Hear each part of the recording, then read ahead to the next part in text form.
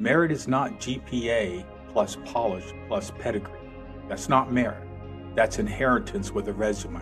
Swimmer for winning while ignoring that someone else was forced to swim upstream in concrete boots. That's nepotism with better lighting. Exclusion is expensive. Selectively blind.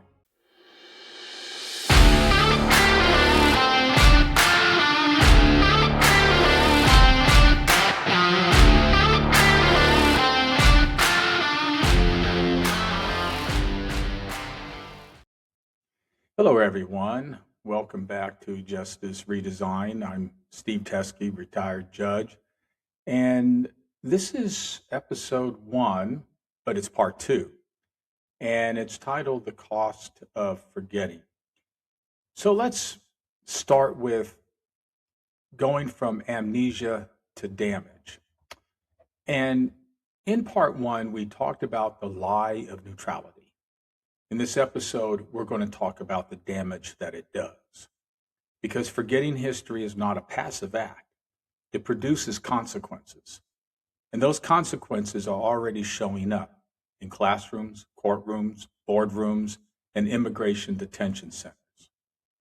So let's talk about merit, because that seems to be the big word these days. Because this word gets abused more than the Constitution at a cable news roundtable. Merit is not GPA plus polish plus pedigree. That's not merit. That's inheritance with a resume. Merit without context is like praising a swimmer for winning while ignoring that someone else was forced to swim upstream in concrete boots. And when institutions say, we just follow the metrics, you know what they really mean is this: we refuse to examine how the metrics were built or who they were built for. Now, let me widen the lens a bit, because this dishonesty doesn't stop at admissions. Turn on your television. You'll see ads recruiting people to join ICE, ending with the phrase, help us remove the worst of the worst. That line is a lie. Most people know it. The polls show it. The data proves it's a lie. And yet, it is repeated because lies, when repeated by the state, that is the government, are meant to feel like truth. You see, the lie persists because it serves power. This is the same playbook used against DEI. DEI is framed as discrimination. Migrants are framed as criminals. Neutrality is framed as justice. You see the flow there? You see the connection? And people like Stephen Miller, architects of cruelty with Ivy League polish, sell exclusion as protection and amnesia as virtue. When a government lies to its people, it forfeits trust.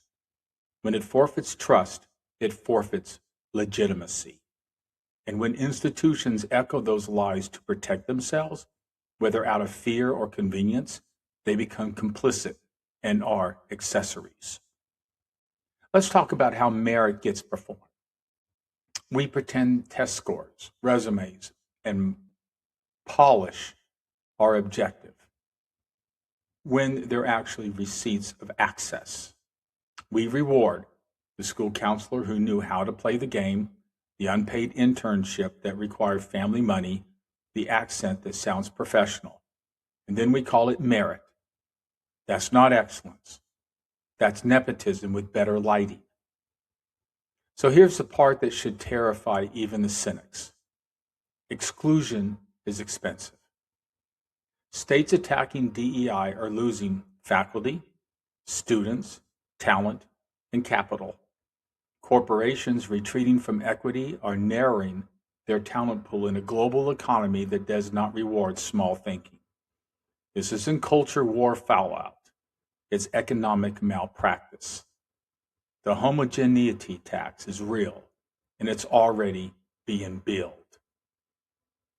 A real meritocracy would measure outcomes, not just inputs, track disparities honestly, treat diversity as intelligence, not charity, and understand history as data, not ideology.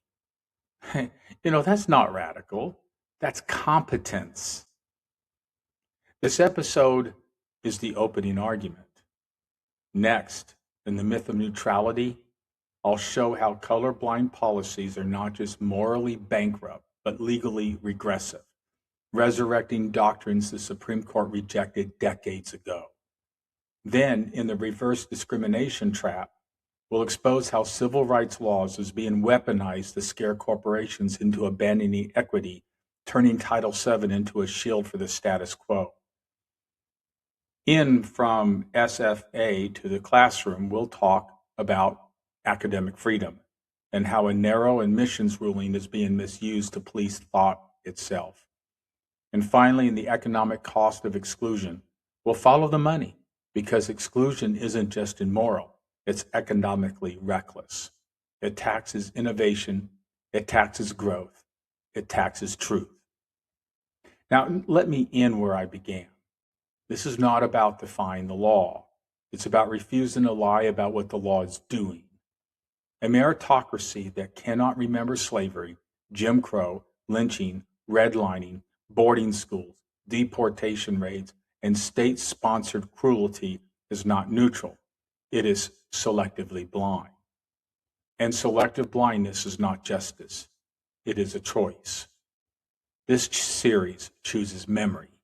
It chooses honesty, and it refuses to pretend that forgetting is the same thing as fairness. Thank you, ladies and gentlemen, for joining me today. And until the next time, please take care and be safe.